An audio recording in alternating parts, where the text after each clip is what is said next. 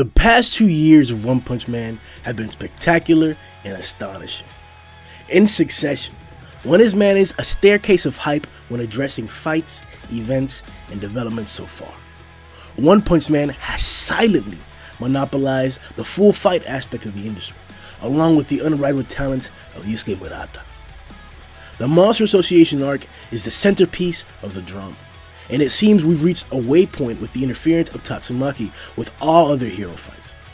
So I'd like to take a quick step back as we wait for the delayed chapter release, and review the Monster Association arc so far. If you'd like to support this video and other videos as well as this channel, make sure you check out our Patreon. We have several different tiers where you can support. By joining our $20 tier, you can receive a One Punch Man playmat. There are several other perks and privileges along the way. If you'd like to join the family, check out our Discord below. We discuss anime and manga as well as anything else all day long. To clarify our focus, we will be addressing just the hero invasion portion of the Monster Association arc. The first bit of hype came from the gathering of eligible heroes. The eagerness of Tatsumaki has always been apparent, and after seeing her performance against the Dark Matter Thief's ship, it was also obvious that this fight was going to escalate accordingly. The mystery of Pig God and Zombie Man was ripe. I personally assumed super durability for Pig God, but I had no bearing as to the badassery of Zombie Man. Seeing them enter the meeting room along with Darkshine, a cock D's or Tank lookalike, brought a whole other variable into the hype equation. But the list continued. After seeing Flashy Flash's demon-like speed against 100 Eyes Octopus, along with his pretty boy demeanor, I had a strong feeling that we would have to have a great looking fight. He embodies the ninja stereotype to a T. But what seemed like the completion of the attack force was the addition of Atomic Samurai and King. Both King and Atomic came to the meeting bloody with a stench of death after muddling through all night, manhandling obstacles, bodying monsters, trying to locate the base. But the new intensity of Puri Puri can't be undermined either. Just listing off the heroes involved was hype. Until we got to Amai. Now, it's only right that we also address the other side of the listing's hype. Though their appearances were scattered throughout the arc, the monsters primarily involved in the mission have been crazy. Let's start off with the demons who fought some of the unexplored heroes. Arguably a top 10 character design, Pureblood's entrance was godly. I constantly hear about how Chapter 101 is someone's favorite chapter, and I can't help but believe Pureblood has to be involved. And his direct aesthetic rival has to be G5. Our boy Zhoniin took it upon himself to super hype up the significance of his arrival because of his appearance as well as his dialogue. He truly did add an escalation to the mystery in the series. His badass cyborg samurai design just hit different. But Bug God didn't slack behind either, especially with the hype he had from his encounter with Garou. Till this day, fanboys still claim that Bug God could beat Awakened Cockroach, but One and Murata seem to disagree. Monsters like Great Glutton and Dos S brought different spins on the design portion of their introductions. Dos S's curvy body, covered with sadist attire, brought a different kind of hype. Vakuma's hype came from the reveal of his power more so than his design, but it was still unique and seemed to have a purpose as we saw. Booty Giddy's beastly design was wilder than the rest. It had a weird but attractive theme to it, similar to Devil Longhair. The dragons are crazier than the demons though.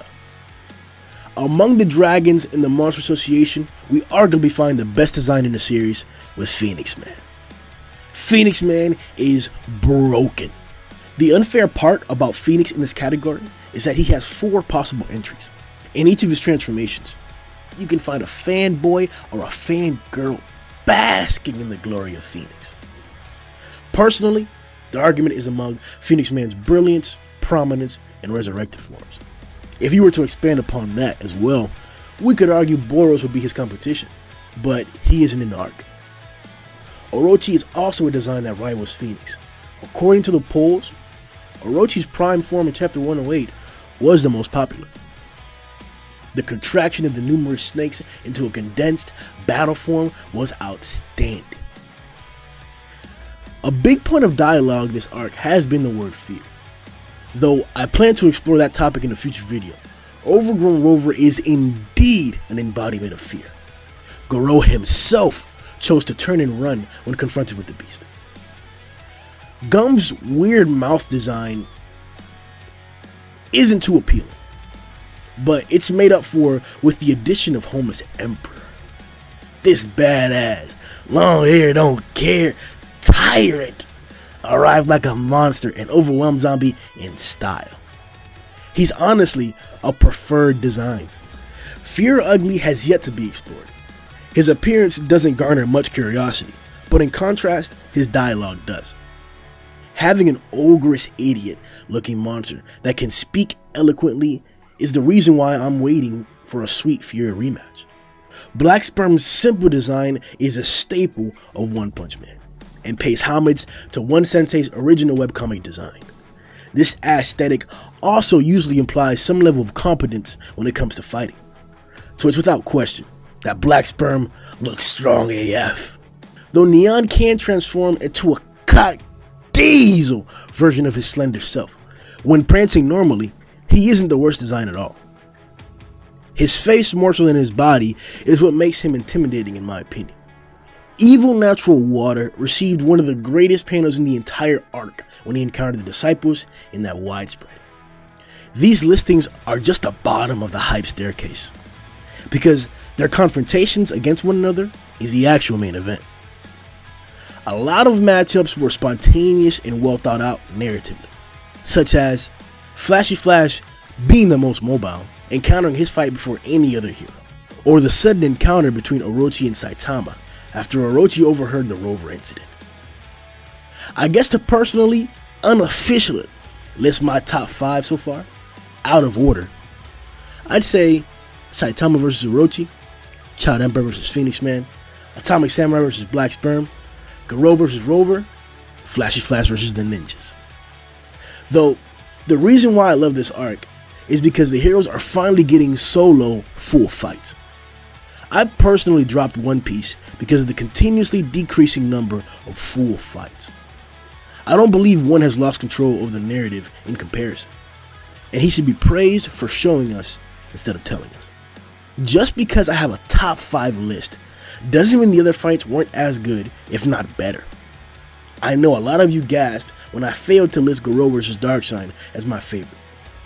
Not only is it Darkshine's first display against a dragon, but we got to see a new, super buff, cock diesel, overgrown Garou in action, and boy was it worth it. Another great fight was a surprise Drive Man arrival, flying in like a shuriken and then displaying tremendous agility and quickness against an opponent who's known for evasiveness was outstanding. Neon managed to cut some buildings in half, and we got to see a contender for best design in Drive Knight's TTG, Tactical Transformation Goal. You could even mention the new Fubuki group's encounter with Overgrown Rover. Rover was carving the surroundings of the base with his tremendous death cannons. It was only after several unanswered volleys that the new Fubuki group was able to counter the attack. With the help of Fubuki's boost, the brothers were able to cross-fang Rover into submission. Fighting water, Phoenix Man's constant resurrections, the Emperor Nova, the giant fist strike, the giant Orochi cannon, Girou's 300 times gravity, cutting lightning, winning against dragons in seconds, twisting Orochi's beams, and Tatsumaki lifting the base. These are all highlights in these individual fights that blew us all away, and there are many more instances. Without question, we aren't done with the Monster Association arc.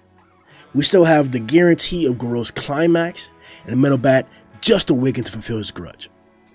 Orochi declared he's seeking revenge against Saitama, and Tatsumaki has to win or be defeated. These are huge obstacles or checkpoints that will have to be addressed as we enter the climax of this arc. All in all, I'm really enjoying One Punch Man. Not only is the art as great as it's ever been, but one seems to be paying extra attention to the details of the narrative. I'm excited to see what Easter eggs we'll continue to find around the battlefield, the many hallways that'll be drawn, and much more. Yo!